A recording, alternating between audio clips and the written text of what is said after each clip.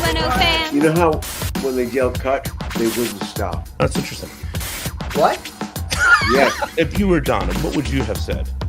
I said, A waitress rather call the police, and she was mistaken 90210 for cops. Along with your hosts, Charles Rosin, Look at that Dean cake, and Dan probably got the best performance he ever gave. We're having a meeting here?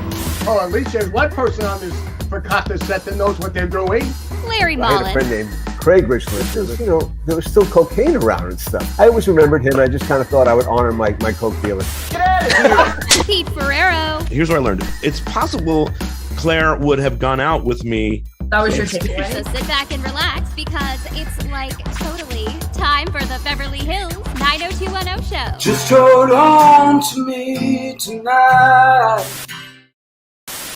Okay, here we are back again on the Beverly Hills 90210 show, going all the way back to season 1 to talk about higher education. Want to say hi to Charles Rosin first. Charles, it's been a minute since you've been live on the show here. You've been traveling all over. You were in London. International man, what can I tell you? It's London one day, Paris the next. It was literally like that for you. There, but we took a big, bold trip to really celebrate the accomplishment of Cruel Intentions, the musical, opening in London. Finally, it's a show that my daughter co-wrote and directed, starting in 2015 in LA. She then went to New York and repeated a production there in 2017 as a co-writer and a director. Went on a national tour. Played in Australia, played at the Fringe Festival, where it was voted best musical, and then it finally opens in London. And the reviews were just one of those things. I just looked today. They have the thing when you go to the theater, and then fans or people who saw the show can make comments. Yes. Mm-hmm. There were 28 comments, and every one was a 5-star. Oh, that's just amazing. That's great. May it be able to transfer into a lot of people coming out to see the show. And more success for that because London has always been a really an engaging and edgy theater town, or at least for the last 20, 25 years. So I hope that they support this show, because it was just and anybody who's in London or has friends going to London, or this especially who's got some connection to the 90s, which if you're listening to this podcast, theoretically you have some kind of emotional connection to the 90s. I can't think of what it might be. Oh yes, 90210. But this is the 90s musical and the only one song did Lindsay put in her show that we used on the show. And of course that's the show song that was not from the 90s but the 80s, and that was REM's Losing My Religion. Love that. Love that. You got to see some. Hello to Bryan Navarro as well, our Reddit analyst, I guess. Yeah. Yeah. Authority, not an analyst, an authority. He is that both. Yeah. Yeah. I keep him in check. I don't know if you do. I feel like I saw some posts there a couple of days ago that I was like, this entire planet has gone nuts the way they're talking about 90210. It's a wild ride, that page. Chuck, you got to see Louise. How is she doing? She's great. That way you see us there, you could see we were bundled because London was not warm, neither was Paris, but London was really cold. And that morning, this was the morning of the 19th. The 19th was that Friday that we went to see Lindsay's show later, that night. But she came to meet us. This was around noon, or well, you can see with the clock. It's just a little before 2, I guess. And she had never been to inside Westminster Abbey. So wow. I don't know if you have that shot. I know Larry had that one, which she. I don't have that shot. I mean, it's pretty amazing. The monks were doing pagan rites on the land there at like 1060, AD. So this land had been really gone back, and it's such an interesting place.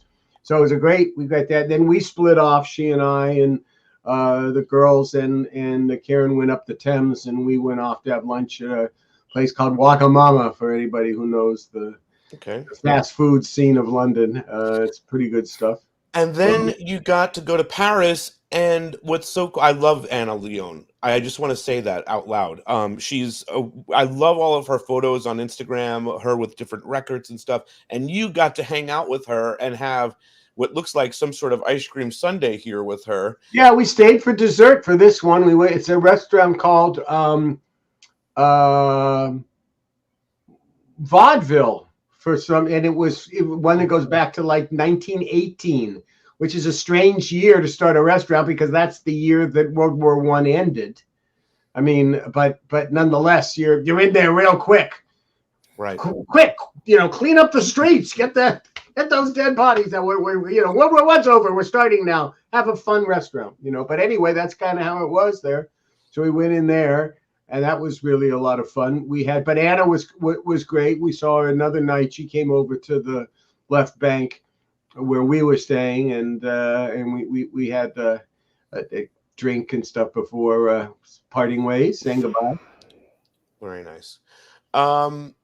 The other thing that happened while you were away is that a friend of the podcast and someone that you've known for a really long time, David Gale, passed away. Ironically, he passed away in Paris. While you were in Paris. While I was coming to Paris. Actually, I was in London the night that we traveled on the 21st, that Sunday. And I think he may have passed away that Monday. I don't know what day it was. Yes. Oh, no, it was that Sunday because I know that Monday. I also had a very fun thing. Why am I not bringing this up to our fan base? Karen, Maxine, and I, that first thing Monday morning, hustled off from the hotel when Darren Star said, "We're filming in the city if you'd like to come watch." Oh, and nice. We went to a cafe that was also on the left bank, but closer to the Eiffel Tower, actually. And we got there just in time as they were turning around. So we got to see them film Lily Collins close up. And it was the first shot they did of the season. So it was really a great thing. And of course, Darren is the creator of 90210 and written so much of our good stuff in the first two seasons. But so David Gale passed. But with relative, so Darren and I, I'm sorry, that was my segue into it because Darren said the thing that also was really hard to put my hands around a little bit. Even with the great experiences and wonderful conversations that we did have on the podcast together, David was Gale, that here's David Gale. He's been an actor for all of these different things, and they say he has a heart, and so he's a character actor. He has a heart attack. Yes. So put it in the scale of the world. A character actor has a heart attack. But the thing that made this character actor unique was they were talking about, which were the headlines on the Daily Beast, the things that I saw, which was that he had done 8 episodes of Beverly Hills 90210. He had become a 90210 actor. That's right. And that for 8 episodes that he did in a character arc. And it was just odd that someone like that, God bless him, and may his spirit soar, as our friend Larry would say, as well as resting in peace, of course. That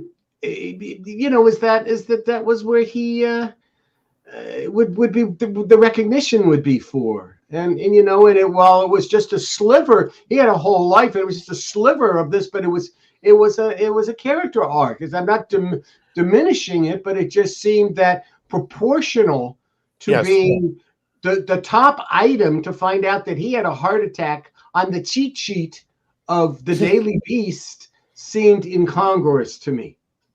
Yeah. So David would have no opinion on. I think he would be rather, he was a modest man, so I think he'd be a little embarrassed by that in his own way. He would not have liked being labeled a soap star. I'm sure that would have bothered him a bit.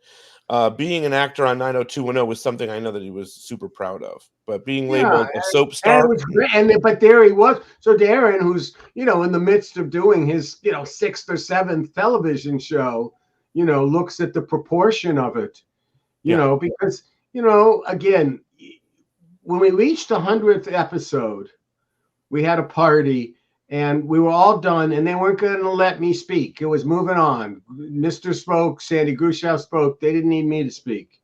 But I wanted to just to say one thing as I lifted it up, particularly for the few of the actors who were there and a few others who were there from Fox Broadcasting at the time, that this was for the people who can remember the first 12. And Darren was one of the people who knew the first 12. That's for sure. The first 12 were, and we're talking about number 5 tonight. So that is even in the first 6. That's when when 7 to 12 seemed like a stretch. Yes. Let's just get through the first 6, which is what we're going to talk about that. I'm going to play an ad, and then when we come back, we'll dive into this episode, which is higher education. Hey, Beverly Hills 90210 fans. Check out all the latest rad stuff from the Beverly Hills 90210 show shop. They have everything you could possibly imagine. So, go there now, okay?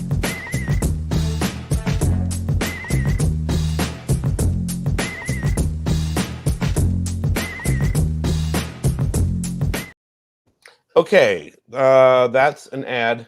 Let's talk about this episode, higher education. This goes way back for you. There's a lot happening in your world at this point. The show is brand new. You have no idea if you're going to get more episodes. It's very experimental, I guess, to some degree.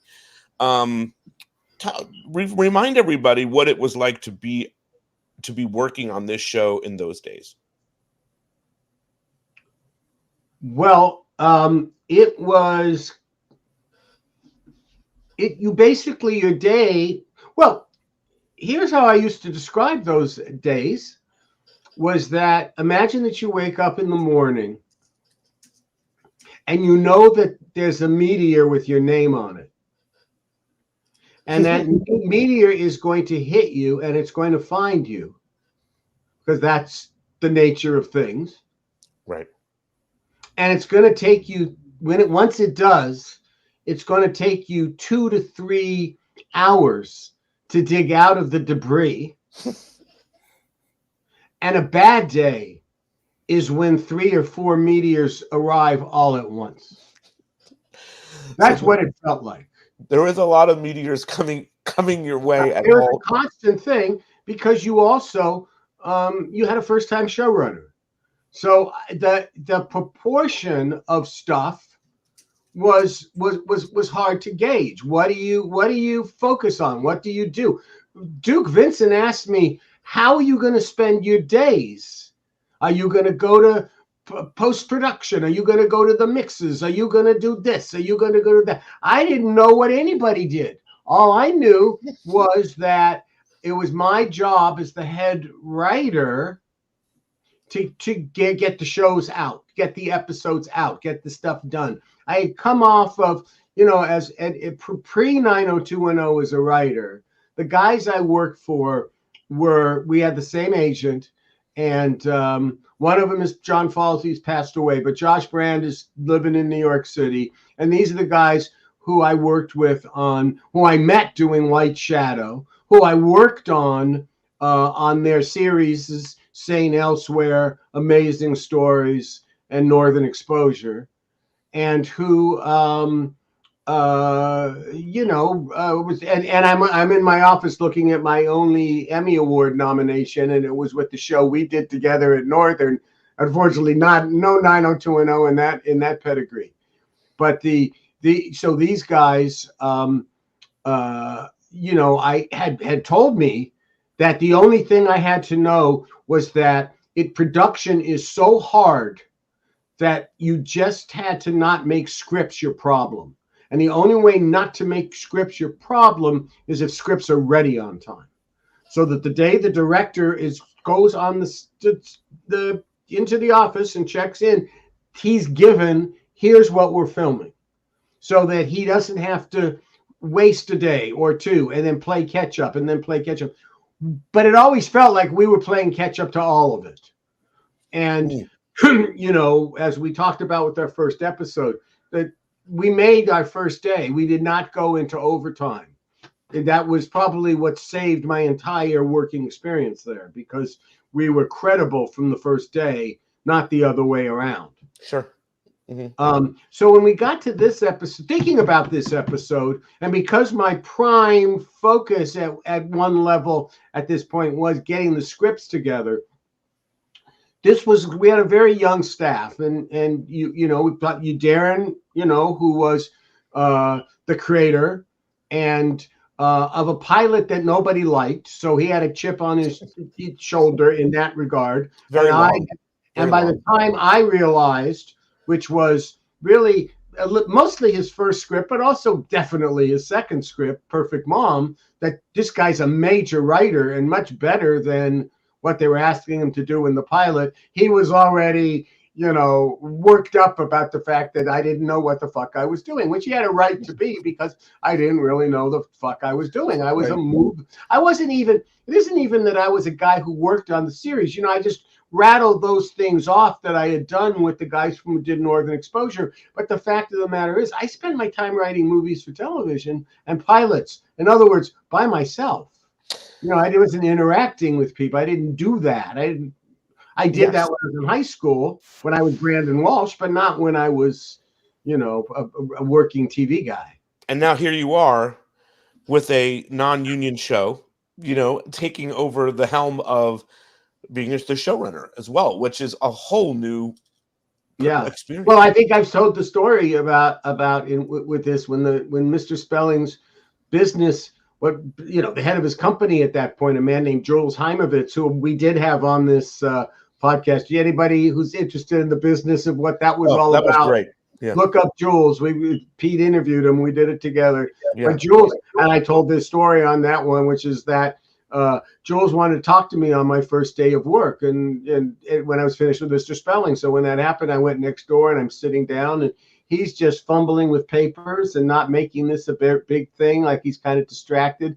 But he says to me, I'm looking at you and I getting a feel for you, and you're going to take what Mr. Spelling, what he's got, and this kind of thing. But there's one thing you got to know, because I can tell it's something that nobody has ever said this to you before, and that is, you are management. And I had never been management. I had only been labor. Yeah. He was like, uh-oh, I'm busted now. I'm labor. But the fact of the matter is, I especially working with Duke Vincent and understanding some of the mindset of what it meant to be management, it was a duck to the pond. It was. I don't mean to go on a sideways track here, but one of the things that I loved about when David Gale was on the show was that he told a bunch of great Duke Vincent stories.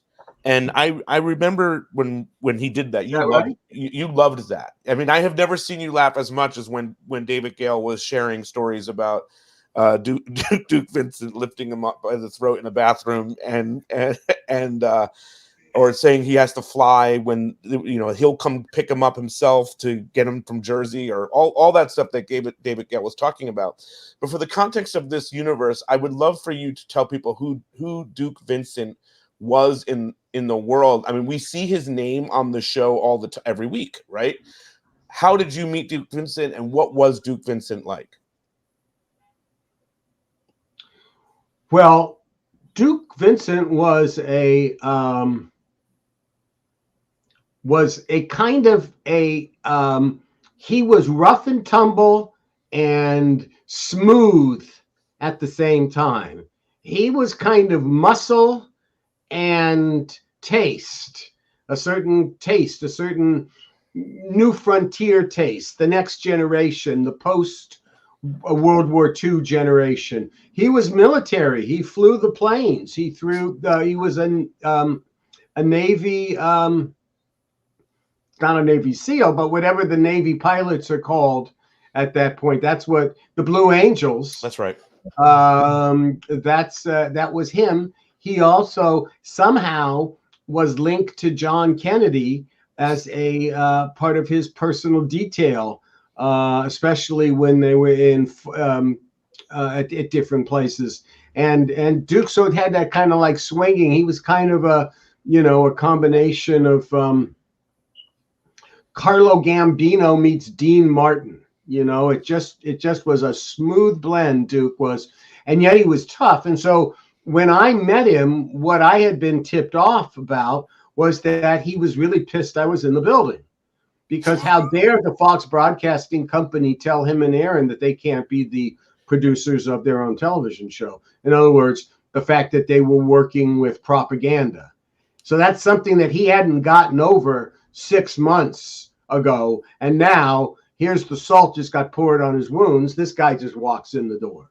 Yeah. So Duke wasn't really warm or friendly to me for the first couple of days there. That's for damn sure. But we had a moment at a certain point after they, had started and found they didn't have an office for me and were in the back of working at the post-production facility for Twin Peaks. That's where propaganda had. And then Duke came, walked around and looked at it and said, no, this is no good. You have to come into our offices. And I had a huge office and the office and a whole little section unto myself, which was great, but it was definitely a corporate office, not a production style studio office by any stretch of the imagination. Not at all what we had going over at Calvert Street. Quite the opposite, actually. And so anyway, the big moment with Duke and I, which kind of defines it, is we were working on the budget, and we felt strongly that that the budget was $50,000 short, and Duke flipped out and just took the $50,000 out, and I got not happy about it, and he's really pissed off that I'm not happy about it because what the fuck do I know about budgets? Right. And he starts railing about that, and he just starts going, school is in session. School is in session. And I grabbed, there are like 5 other producers in the room doing this, what's going on. And I pick up the phone and go, that's right. And the principal and the president of the school board has put me in charge of the show. So if you'd like to talk to Peter Chernin, I'll dial the phone for you. We can get him on the phone right now, and you can talk about that, because he's the one who put me in this place to do this job. If you got a problem with that, you talk to him. And everybody in the fucking room saw that. And I could see Duke at that moment, as pissed as he was, getting this little smile on his face, going, oh yeah, I can work with this kid. Right. And we got on pretty well. And I really learned a lot.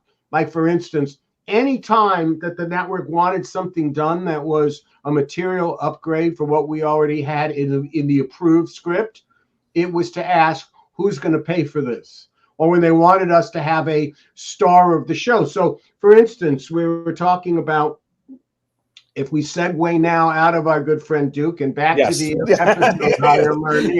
Duke is still with us. Duke is still with us, by the way. You who are listening, being willing to go down the memory lane with me here.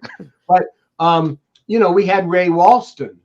And Ray Walston was one of the actors who was known for My Favorite Martian. Some of you may remember him on Picket Fences. I remember him playing the devil in Damn Yankees on Broadway, a really big star. And he's coming in willing to read for the part of Mr. Denzel, who, of course, is named after Denzel Washington. We knew him. My little son, who was just born, was in the same class as Denzel's son. So that's how we started to know each other. And so, yes, that's how the Denzel comes from. And anyway, that Ray Walston was someone who would have cost extra to play the part, which is probably why we didn't even think about casting him when The World Was Done. Well, what you're referring to is, so I asked Diane Young, who is amazing and just a wonderful human being, and she wanted to join us tonight, but the timing didn't work out. But so what Diane does is she sends us paperwork, and also a really great quote I'll read in a little bit when we get into this. But the casting of Mr. Denzel is really important because he's a pivotal role in this episode, and she sent us the list of people that were also up for the role of Mr. Denzel. Chuck, let's talk about some of these people that are on this list. As you mentioned, Ray Walston, John Anderson, who I wasn't really sure who that was. Well, the one who's the crazy one on this list is the third one down, Seymour Cassell. Yes. Seymour Cassell was an actor who would be in the group with of really like kind of like off Broadway cinema. There wasn't even it was the group, the guy who would make the tough guy movies. It wasn't. I'm doing him a poor justice by not remembering now. You're gonna have to thump all of this out. Sorry, anybody who's listening to this live. But Seymour Cassell was just not at all right for our show. It would be like having like, oh yeah, we're gonna need a band for the Peach Pit. All right, let's use Lou Reed. No, it's not gonna work. It's Right. Yeah. Okay. Well, So Pete, you mentioned John Anderson, that's one of the names I recognize. I know him from, he did a pretty famous Star Trek The Next Generation episode. Yes. Season 3, The Survivors. Yes. That's John Anderson. the guys that I had, there are a couple that I didn't know about this list. This list wasn't shown. I'd sit in the office and the ones that come in, she read for us. But the John Cullum is one and on this list. And John Cullum was an actor who did Northern Exposure. And I was involved with the casting of him, at least the conversation. I saw his auditions and weighed in on saying, yeah, I like him, and supported. That's because that's who the company wanted. And then Kevin McCarthy was the lead of the original Invasion of the Body Snatchers. And I didn't know he was there, but Lilla McCarthy, who went on to be a very successful and respected network executive over the years for different companies and different positions, is a friend, and I knew. So that was that Kevin was her father. So that was really good. And then there's a guy named Eugene Roach, who we also cast in another television series I did in the early 80s. So, and he was a very nice guy and had a good role and was very good. So He was wasn't he he was the Ajax guy back in the 70s, wasn't he? He may have been. Yeah. He may have been. I know I mostly don't know from for that. And we had him play a character kind of like Jerry Falwell. And he was very good at it. Seymour Cassell was also in Rushmore, and like as he got older, he was in some movies as he aged. He was in really good stuff, and I think I know Ray Walston from wasn't he Popeye in the Popeye movie? I'm pretty sure that. Oh, you mean he may have had a co-star in that? He may have been. No, Robin Williams was Popeye. No, right? Yeah, he was. I think he was right. He wasn't Popeye, but he was in that. He was the older man in Popeye. I don't remember what his role was, but I can remember seeing him in that movie. Yeah, well, Popeye might have been in my life maybe one of the most disappointing movies ever made. I expected it to be just outrageously great, and it is one that we can't even remember if Ray Walston was in it or not. So there you go. I remember it was on HBO all the time when I was a kid. Another one you might know, Pete. What was it? Dick O'Neill is a name on there. You might recognize it since you're a big Three's Company fan. If it's the Dick O'Neill, I think it is. It's the guy in the Jack on the Lamb episode where Jack gets in drag because he thinks the FBI is after him. If it's the same if it's the same Dick O'Neill, it's the one he plays the guy that. There were a lot of Dick O'Neill, Dan O'Neill. Yeah, it sounds like I knew some of the names too, but I couldn't place them all. But these are ones that I'm saying to myself, I would have said, "Oh, just cast this person," and not ever get to meet this guy, Bill Murray, who actually played the part. You got a clip on him, Pete? I have a bunch of different Bill Murray clips. By the way, here he is in Popeye. That's not to really get into all the. My favorite Martian is the one that obviously you would look out and go back. That's the one to get. But the actor Bill Murray is so good in this. Here is Bill Murray when I was going to save this for a little bit later, but this is the big moment where Diane says that when they came in to read, I'm trying to find that. They read this scene. This is one of the scenes that the actors read. Retiring this year. Well, there comes a time when one must move on. I know you don't consider me to be a particularly effective teacher, but there are those who feel I do a good job. Well, I didn't mean... Don't insult my intelligence, Mr. Walsh. I know the kids don't like me. I hear the comments, I hear the constant complaining, the jokes about my clothes. I am not deaf yet. But those same students, they may not like me, but they will remember my class and they will remember what they learned. The truth is, I'm not terribly impressed with a lot of my clothes myself. My wife picked them all out for me. She was ill. She knew I didn't have the patience to shop for myself. She was bound and determined that I would have enough clothes to wear at...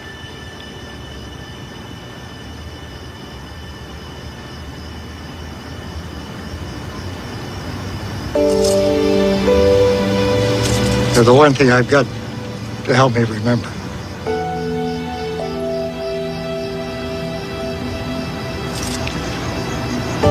Good grief. As much as I hate to admit it, I probably could change a tire if I had to. That's really nice stuff. I think he's incredible. Yeah, that had something, Karen, which certainly when we were doing the show, she was buying my clothes.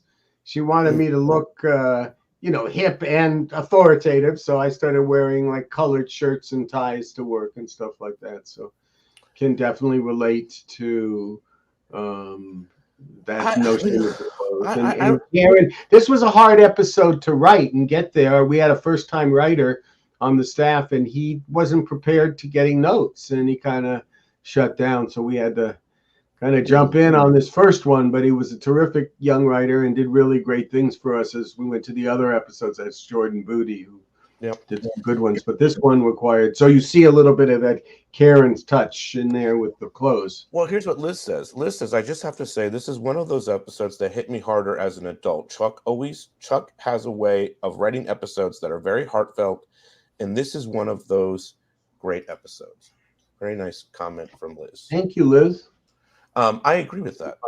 Yeah, and I think when I remember in school, I think there was a teacher that reminded me of this actor. Yeah, well, we all had one, and I wanted to bring that up. So because this is one of those episodes that you would expect being number 5, that really comes out of the experience of Beverly Hills High School. In that Beverly Hills, what they did is they put all the honor students together as top tiers, and they put them in something called team teaching. And that was then for all college-bound students. So all college-bound students were competing against the honor students as well. I was a very lazy student. I watched a lot of television when I was in the... I didn't make great, So I needed to accelerate. So I did not go into the college prep ones. I went into the old school classes, the U.S. history and English both being taught separately by 2 long-time Beverly Hills faculty members. And the one and the woman, Vivian Gibbons, was incredibly hip and taught us about to know things about LSD and what we were taking and what was available in this, because a lot of the kids weren't going to college, were a little bit on the edge and more experimental. So she was very cool and very interesting and did some great things, and I always will appreciate Miss Gibbons. But Mr. Ockapenny is the one that Bill Murray's character is Mr. Denzel is based around. And the thing is that the cheating in Ockapenny's class was much more profound than this. So you have to understand and look at it this way. I'm in the class, and I love American history, and I'm going to do well, and I want to do well.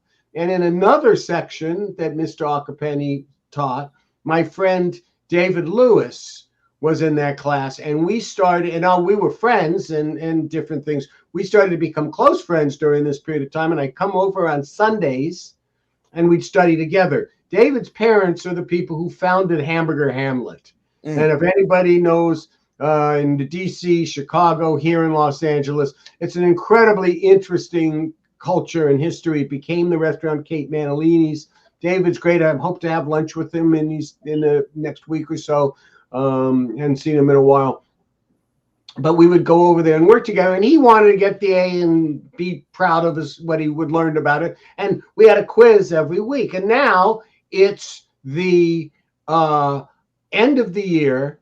And one of my friends steals the final. So he's got the final there for anybody to look at it. And of course, David and I are not going to do that. We're not interested in that. We're not going to be. But there were others that were very interested in doing that. And in fact, did do that. So here's what happens at the end of the day, because there's a curve, the dreaded curve that we talked about. So one of my friends, I'll say which one it is because he's not listening anyway. My friend, I have a friend who lives the conductor, my friend who lives in England. Yes. In Cambridge, where I went to elementary school and high school and this.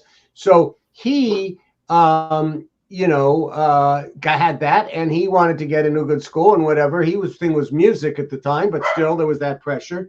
And he wrote, he turned it in and he didn't make any mistakes. He made it get 100. Like he got it all. He was an idiot for doing that, but that's what he did. Okay. Then came David and I don't know. I missed one or two. David missed one or two. We were next. We were kind of like how Andrea was there in the beginning. It's going to be what's going to be. I'm going to memorize all this shit. He's making us memorize. And then there were others that took a couple more off in this. But the guy who stole it didn't want to be too obvious. So he made it that he took 6 off. But because there were 4 really high ones, the curve was higher. And he got a B and didn't get an A. You fucking steal the final and all you can get is a B? Who the hell are you? And now you want to, you come to me and say, I'd like to represent, you and be your broker at Merrill Lynch. No, that's not going to happen, guy. You've got to be. Oh, God, anyway, that's I just funny. thought I'd share that story. So that's the original cheating story. And this is what we made out of that. I thought that would be interesting. And also relative to looking at this episode after long layover, and when I would think about this episode, did you ever see the original Fame? Yes. Or the TV show Fame? I think so. TV show, yeah. It's been a long time, but yes. So the guy, his name was Albert Sharansky or something. He was a big, heavy-set guy, and he was the one in the music thing who was Mr. Morelli and all of that. Yes. And that's who I thought was the higher learning guy. I would get them in my memory, get them mixed up. So it was really nice to see this wonderful performance by Bill Murray, who, by the way, was on you can't even believe when you go to IMDb and look this guy up. He's been on every television show that was there from like 1970s and 80s through the 90s, virtually every show. That's a lot of the guys on the list as well. Yeah, a lot of those names on the list you had really prolific television actors. Yeah. They were the character actors willing to play a part like this. And Fernando, hi, how are you, Ann? She says, high school episodes are my favorite. Also like how they were filmed compared to other seasons. Maggie says, hi, all. Hi, Maggie. I hope you're doing well. Beverly Thrills 90210 says, damn, Brian looking fine. So we got to... Now we need some eye candy now. What do you want? You got Pete. You got me, an old guy. So I could have said old guy Rosin, just not Rosin. So let's look at this Andrea clip real quick because she is really fired up about all this. I gotta talk to you. You're not gonna talk about it. God, you are so judgmental. Yeah, you're damn right I am. I gotta see because you cheated. I didn't deserve that. Talk to Denzel. No, I'm talking to you because it's your fault. Imagine being a student. What are they talking about? Even, we were talking about grades, which when you were in these pressure cooker schools, that's what people were talking about, the grades. I mean, we talked about this on the Patreon, and I would love to ask Jason's opinion of this. In season 1, let's just... Can I be honest with you? Yes. When I was making C's in your class, you didn't have the time of day for me. But now that I'm making A's, you're very friendly and interested. Why is that? I didn't know you when you were making C's. Exactly. You never made the effort. I have 5 classes And a no day. one's learning anything in any of them. Anyone can memorize a bunch of facts, but that doesn't mean they're learning anything. Memorization lays the foundation for a college education where the ideas can be more fully examined. By who? A bunch of students who've never been challenged to think, who've been told they're average because some unfair curve screws them around? Now, you listen to me, young man. No, I can't stand here and listen to you pat yourself on the back. The way you teach and give grades is unfair. It alienates everybody and makes... It just doesn't work. I just came in for a burger, Yeah. He's here. He in this first season he was on 10 the whole episode. Like, if you would have told me that Brandon's from New York, I would have believed you. He was going off on everybody. Poor Andrea took so much abuse. She did. But Chuck, you had to have at some point a conversation about Jason, with Jason, about how he was sort of doing that. Why don't you tell that for the people on Patreon, for us, since you told us about on Patreon? Okay, so yeah, I remember exactly what it was when he really. So it was. We'd been doing the show for a while at this point. We'd had different times, good conversations. Loved Jason all the time. Loved Jason today. Just only good thoughts. But now we're in a position where whatever it was, one of the things that Jay was having trouble with was connecting how to deal with Brandon kind of stating strong opinions about the fairness of things, about looking at the world, very critically or with almost a socialist bent every once in a while. When it came to Matt and having the building getting torn down and whatever, just when that would rile him, or an East Side Story, we were talking about that, how to reconcile that. But it was a time when we were doing the first episode where Emily Valentine comes to Beverly High, back to school. And we had we used the song Addicted to Love and all everybody dressing to it in this. Well, Steve and Jessica had written a parody because they knew that Beverly High had parodies, and I was interested in doing that for something called a Low Day. They did a thing called Addicted to Clothes. I love it. Yes. Mm-hmm. It was great. It was great what they wrote. And so we approached Robert Palmer, who was the artist, management, and said, can we do this? And they said yes. And then as we were about to film, they said no. And Robert Palmer's people said no. And so what that meant was that we would have to, then they would have to sing something different at the end, and that was breaking up is hard to do, is what we ended up doing. The Neil Sedaka song, we just pulled that out of our oldies but goodies ass, as it were, for that song, because what are we going to do? Oh, well, this one's available, let's do that one. It could be cute and have them dress up and look like they were singers or players for Robert Palmer. But when this is all getting sorted out, the manager calls me. And he was a British guy, and British guys who are in the music business are notoriously tough and confrontational, and particularly still then, because punk was still the culture of the London music scene at that point. And I get this guy on the thing, and he says, I can't use the song. And I said, no, we're using the song. We're filming it today. And you got a problem with that, you let me know that right fucking now, because I'll give you Mr. Spelling's lawyer, and you can just go fuck yourself, because we're doing that. You want to talk to our lawyers. This is the Spelling Company, sir. You really ready for that? And never heard from him again. But Priestley had never seen that side of me, because he was my star, and I was always nice, and then the gifts and trying to be cool and this, and I'm like, listen, motherfucker, have you met Duke Vincent? I'm a Duke Vincent trained assassin, you asshole, and I know who I work for. Do you know? And so Jay sees that, and I know he doesn't remember this, but he looked over me, and I looked at him, and he said, "Don't you get it, Jay? Brandon is me," and that was the way that he realized that he could play. I think he could play the characters with more nuance and more, it didn't have to always just be, a war with oneself to get the point across. Yeah. It didn't, to get points across, I mean, so when we had an episode, this is really off the beaten track, but here is the track we're on right now. Yep. So when we had an episode, the last one with I'm Late with Brenda, that got censored when they cut the 29 seconds out of saying that was late for her period and all of that and letting know on that. And they just cut the whole part of it out. That was the conversation about it. I wasn't told that was going to happen. So I learned it by watching television and wasn't really too happy about that. And Mr. Spelling knew that and called me up it took him 2 days to call me back, but he called me back. He found the courage to call me back, and he did. And I was working on the show on a Saturday night at 9:30. In fact, Jonathan Roberts, who was on staff at that point and ended up going on to rewrite The Lion King, he was in my back house office at the time. And what Aaron said to me on that phone call was the truest thing that he said to me in the 5 years we worked together.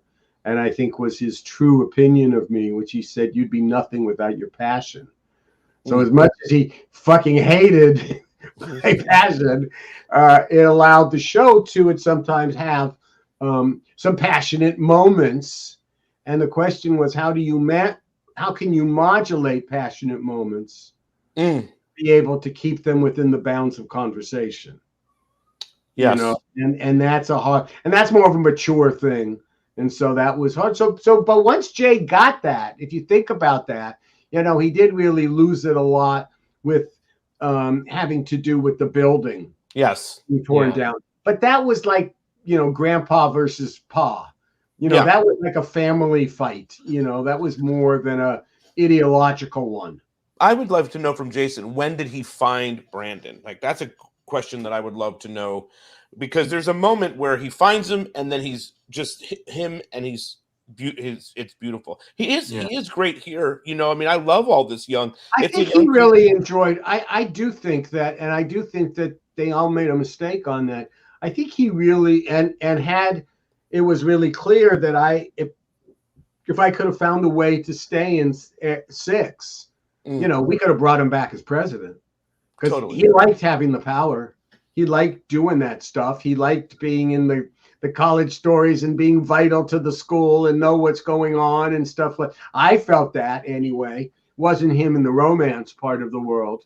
Yeah. But I thought that it fit his, the part of his character that rose up to it. I mean, I know that he was an unwitting president. It was only because Josh Richland had died, but at the same time, he liked going to DC. Chuck, we have to talk about the other meteor that comes through you during this episode. I will show some clips of the meteor. I know what you're talking about. Okay. It's really not that bad. Should I wear the hat? I would. Brenda Walsh becomes a blonde. Yeah. It was one of those things. You got an A story, you need a B story. It seemed like a funny B story. And, you really gotta, it's interesting. Here we are in the 5th episode, and you look at how Luke Perry and Jenny Garth were frolicking down the stairs and enjoying being in each other's company as young actors, rather than it was Kelly Taylor and Dylan McKay. But, the young actors are doing that, and they're really cool together and like, oh, that's the crowd.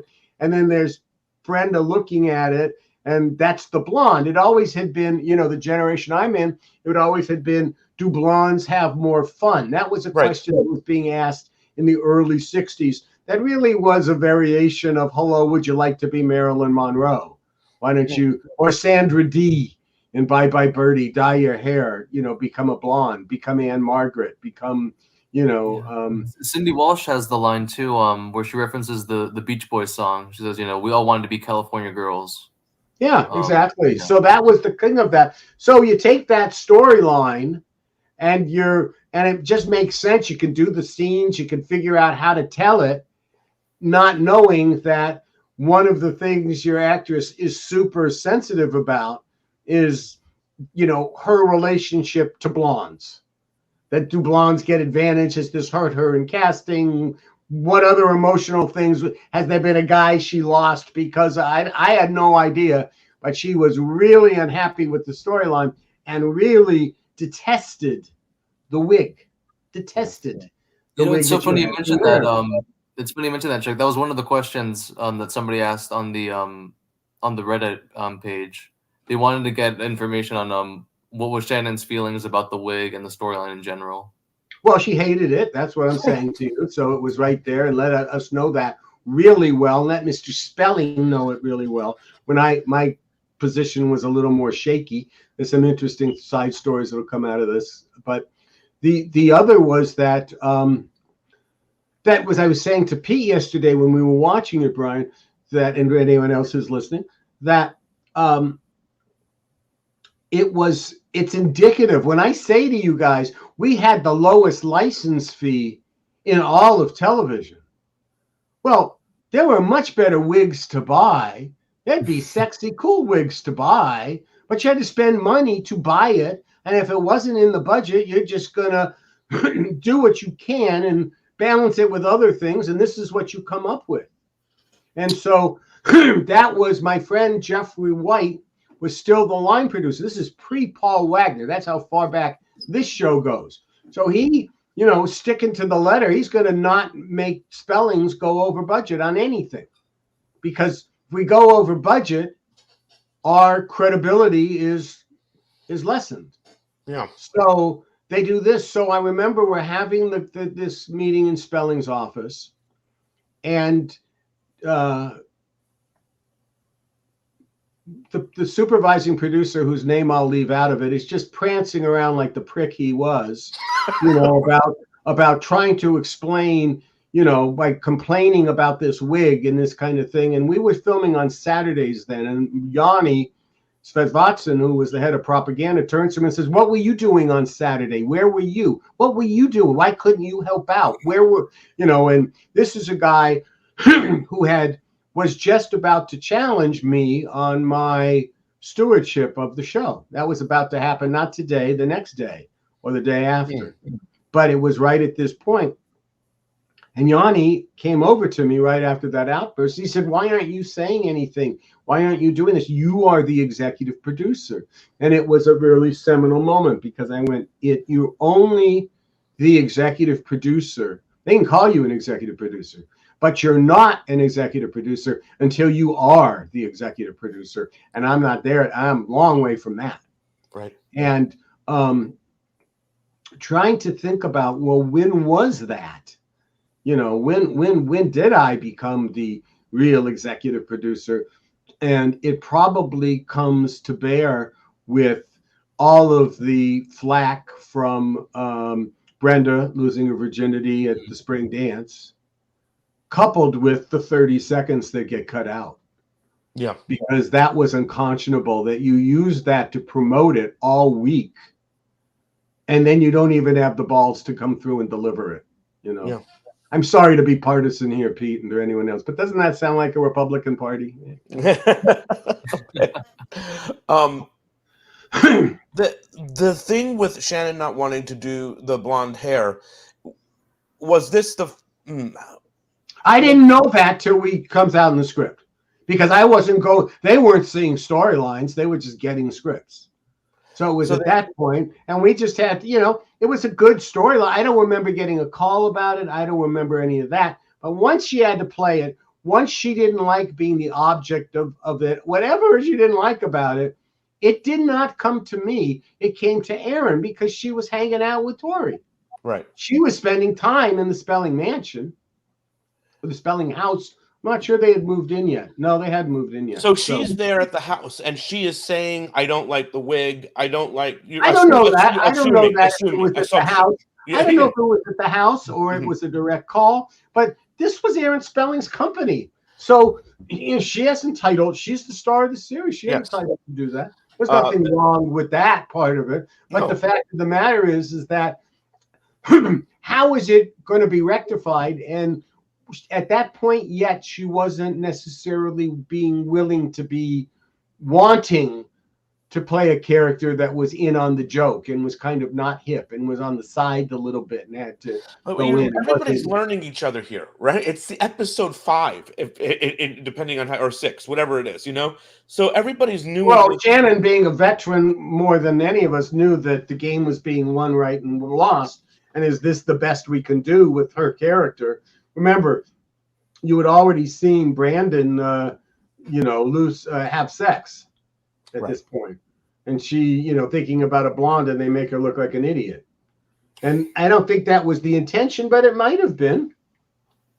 I mean, it was to have fun with the fact that the blonde wig wasn't working. Go back to be who you are. I mean, look, the reality, and that's a good lesson to learn. She happens to be right, because the wig is terrible, and it doesn't look good.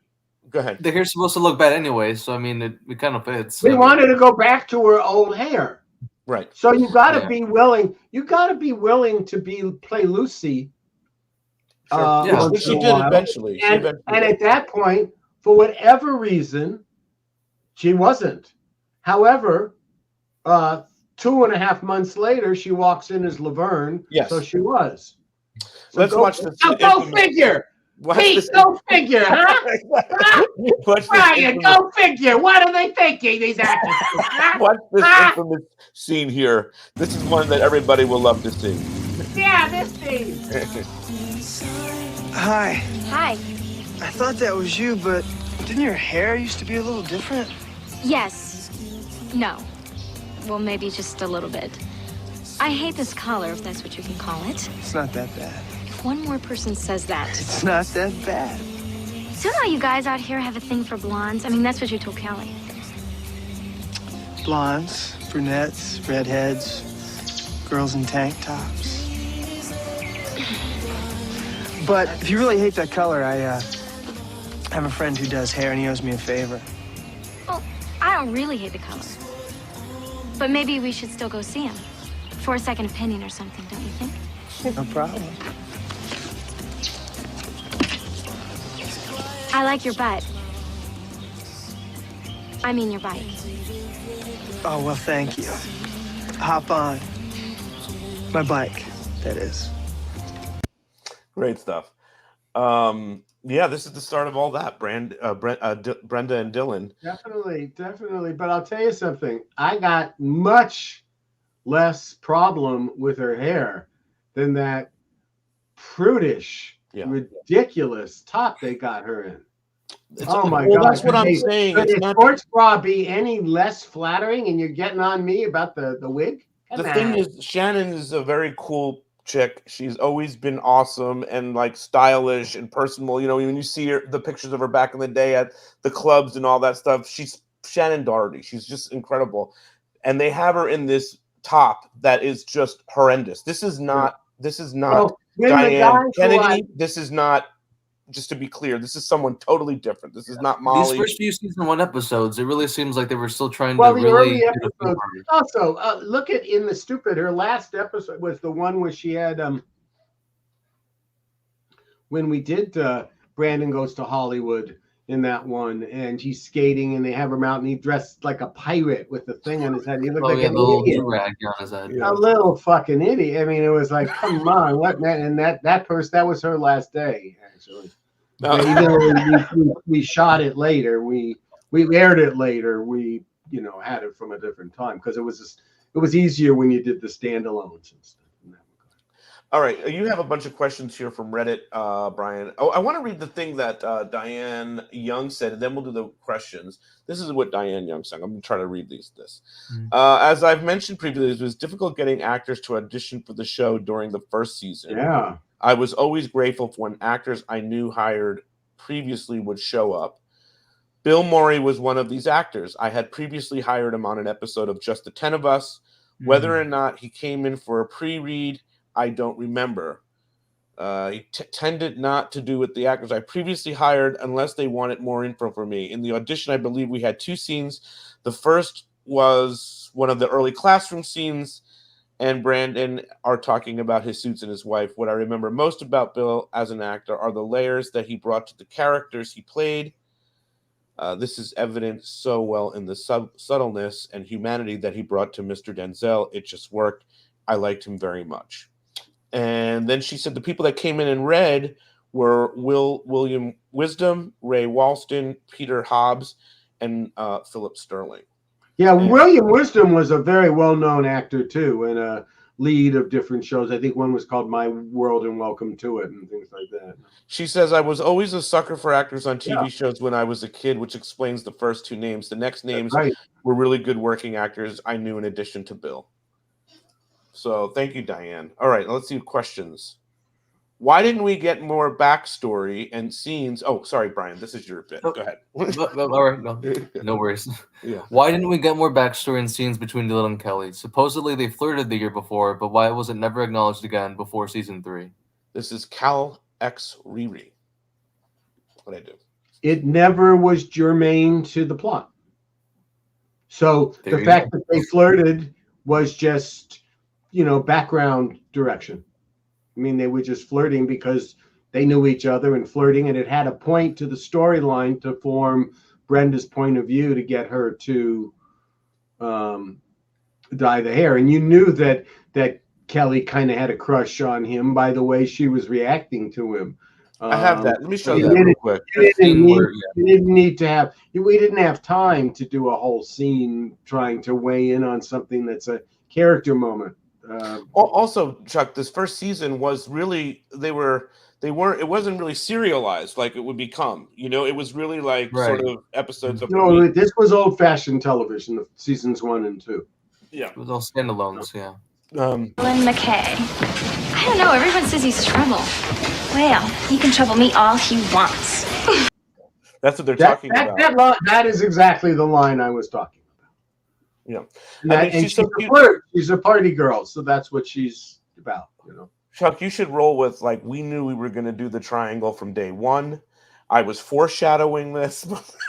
I think that's what people want to hear. Yeah. Yeah, but it's not. You were not foreshadowing some triangle, guys. Pete, Brian, this is really to you. If there's one thing to get across to Reddit people when they come up with those kind of questions, is to just remember that we were making it up as we go along, and nobody assumed that we would have to justify. So nobody was carrying a pad of this is what we did in season 1, and now we're in season 2, and now in season. So that's why sometimes we had different actor. We couldn't remember who played it, or we weren't even thinking about that. It was just trying to get through it. So yes. No. Next question. We talked about the wig. Oh, but go ahead. There's a second question there, right? Similar. Yeah. What was the original plan for Dylan? I've heard he wasn't supposed to become a regular character. Was Brenda just going to be a short fling with him? No, the goal with Dylan was to have a guy who was different qualitatively than the others in the cast. And, when I really think about it, and we did in the course of talking about the episode Isn't It Romantic relative on this podcast, relative to the plan for Dylan, as it were. Dylan's role on the series was absolutely cemented and saved by that episode, because to have the big deal and a special guy, there had been nothing prior to that episode that would make one think that the investment that theoretically Mr. Spelling was making, and all he was doing was paying the overage. When Duke would ask them who's paying the overage, Aaron was willing to pay the overage on the character, on the cast part of, Dylan McKay and for Luke. But that was the first episode that showed what he could be and what it could be, and his role was cemented as that, and particularly once Spring Dance happened, he was in it. He was in the game. Yeah, could not have lasted. He even came back later on after everyone was gone and sort of saved the show and gave it another life again. Go ahead, Brian. Oh, Sorry. Yeah, this is Mary Pickford. Did Chuck draw from his own experience with former teachers with the storyline? Well, you already answered that.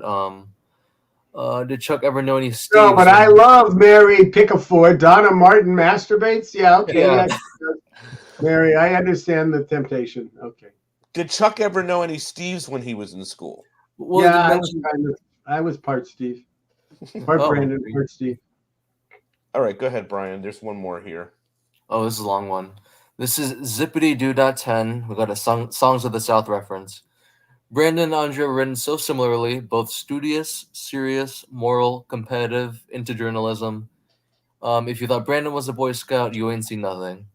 At this point so early in the series, what were your long-term visions for her character? Was she always meant to be a permanent foil to Brandon and his ego? Did you ever seriously consider pairing these two up? If so, why did that not ever happen? Apologies if this has been covered already. Well, because once you put together people in a relationship like that, you have to really then it becomes something that needs to be cultivated. It becomes to be an obstacle. It takes on more than if you're in real life and you date for a little bit or you go out and it doesn't quite work out, but you still have to be friends in high school and that. You can't take that kind of real estate on something like that where you have one of them is a heartthrob character, theoretically, Brandon, the handsome young guy, and she was the studious one. So to see they were intellectually equals in a lot of ways, and yes, competitive in that. But the idea being that once that would become a full-bodied relationship in the way that we saw with some of the others, it wouldn't. The dynamic would change relative to Brandon being open to all the other storylines that are available to him, and so that was one of the reasons we would not have wanted to do that right up on front. But how all the ways that Andrea developed in the series. And certainly given that in real life she had a baby right in the middle of it, I was pretty pleased with where the development went. And again, you can't, when we're doing these series and not knowing, yes, we were ordered for 12 episodes, but not knowing if they pulled the plug before all 12 were produced. To start planning on what's going to be down the line. I don't even know if Gabrielle had met her future husband by that point. So. Okay. I thought Donna looked great in this episode. I thought she looked adorable in her just to give some fashion. Well, it was in her, pre Felice Martin era, right? She just was a character. She didn't have storylines yet. We didn't even have to do the one with her and showing the learning disability. That even hadn't started yet. No, I don't think so. We haven't gotten there. That would be a good one to cover, though, by the way. Right. Okay. Well, that's Brian, for Matthew Perry. That's right. Mm-hmm. Oh, yeah. Well, we get to talk about Matthew. I don't know that we've ever covered that episode. Have we covered that? I think we did once, but we talk about Matthew if you want. Yeah, for sure. Let's do that at some point. Brian, anything else that you want to give us from Reddit? Are we okay? Or is everybody on Reddit okay now? I think we're good. You're speaking for all of Reddit right now. Yeah. They are not. I guarantee you they are not okay. Well, like Chuck said, I'm the authority, so if I say they're okay, So they're what's okay. the one thing that you're going to bring up to me now that that Pete is kind of referring to, but you don't really want to talk about that thing? What about that thing? No. I think all of that. There's no thing. There's no thing. There's no thing. Not that I know. Hear that, everybody? There's no thing here. We got nothing here. No thing. There's nothing. Okay. No, I think you posted something today about. I mean, this is not for this show, but the Taylor Swift thing that's going on with with people saying that she's. Oh my God! Give me a break. I'm sure Reddit's all about 25 seconds.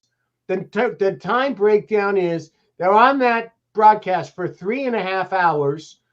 In the box is the Grammy Award nominee who's going to be on the show that CBS is broadcasting in a week on the next Sunday night. And there she is because her boyfriend plays football for a team that just had a remarkable game.